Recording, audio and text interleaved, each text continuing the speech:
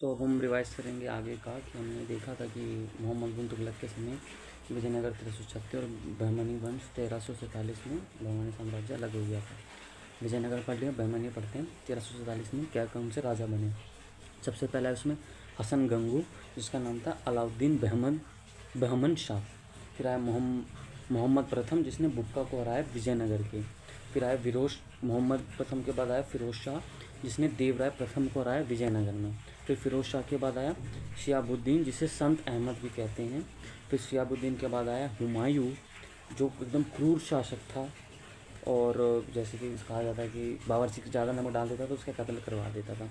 इसे नीरो भी कहा था, जो रोम से रिलेटेड है। नीरो क्या था, जो रोम में था। गृह युद्ध में भी वो महल पे जब उसके गृह युद्ध चल रहा था वो बाँसुरी बजा रहा था, इसलिए कह रहे थे रोम में गृह युद्ध चला तो नीरो बाँसुरी बजा रहा था। फिर हुमायूं के बाद आया कतिमुल्ला। फिर कतिमुल्ला के समय ही 5 साम्राज्यों में फर्दर डिवाइड हो गया। अहमदनगर, बीजापुर, बरार, गोलकोंडा, बिदार। ठीक है, फिर से अहमदनगर, बीजापुर, बरार, गोलकोंडा, बिदर। गोलकोंडा हैदराबाद के समय था। और रही बात बहमनी साम्राज्य की, बहमनी साम्राज्य 1347 से लेकर 1527 तक चला। इसकी कैपिटल थी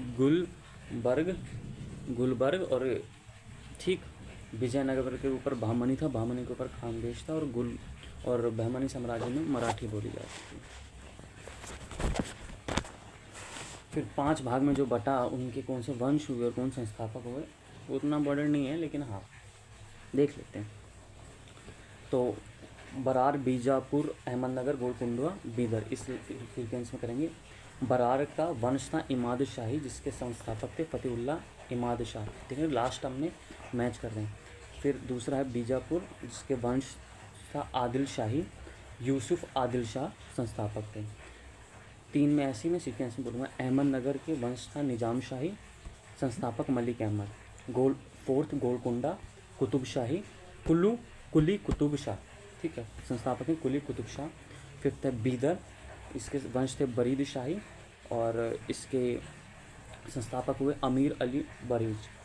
ठीक, और बहमनी साम्राज्य की कुछ अन्य चीज़ें जैसे सैन्य, ये इंपॉर्टेंट है।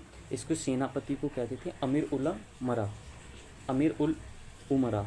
इसकी अर्थव्यवस्था मुख्य कृषि थी और इसी के बहमनी साम्राज्य में रूसी एक यात्री निकितीन आया था।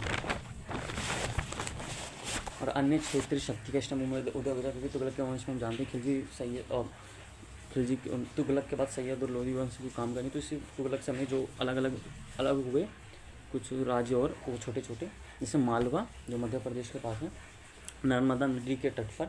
इसके फाउंडर थे दिलवार खां हुसैन। 1401 में इन्होंने मालवा को अलग कर दिया।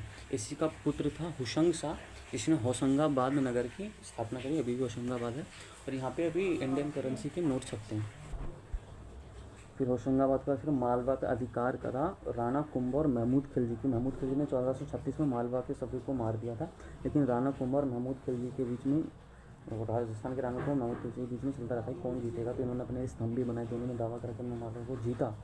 लेकिन फाइनली अकबर ने 1562 में, या ये इम्पोर्टेंट है, अकबर ने 1562 AD में मालवा के शासक बाज बहादुर को हरा के मालवा को अपने अंदर मिला लिया मुगल शासक ने। आज इतना ही, साइनिंग ऑफ, जय हिंद।